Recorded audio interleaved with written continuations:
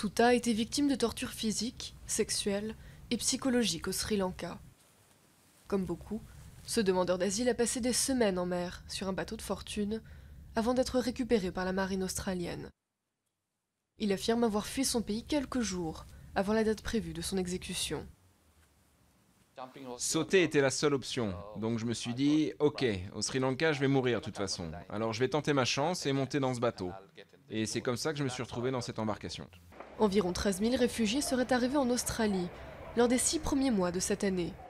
À l'approche des élections, l'immigration est l'un des thèmes forts de la campagne. Chaque parti renchérit de sévérité sur les mesures à prendre. Le gouvernement de Kevin Rudd a récemment changé la politique d'immigration. Les demandes d'asile doivent désormais être traitées en Papouasie-Nouvelle-Guinée ou sur l'île de Nauru dans le Pacifique. Le dirigeant de l'opposition, Tony Abbott, va plus loin.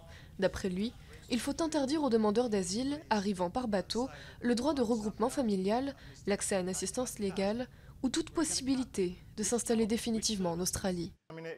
Il semble que le débat sur les demandeurs d'asile est mené par des circonscriptions marginales en Australie, comme celle de l'ouest de Sydney, où l'électeur moyen semble beaucoup s'intéresser à ce sujet. L'Australie, de façon générale, est dans la moyenne en ce qui concerne les demandes d'asile acceptées. Certains dénoncent l'instrumentalisation du thème de l'immigration par les candidats. Beaucoup ont manifesté pour défendre les demandeurs d'asile, qui devraient d'après eux être protégés et non rejetés. Ce groupe utilise l'idée d'une patate chaude, symbole du débat autour de l'immigration, pour changer les opinions sur le sujet. Le camion de la patate chaude a pris la route et a permis 10 millions de conversations, servi 10 000 patates chaudes dans 10 villes, mis fin à 10 idées reçues en 10 jours.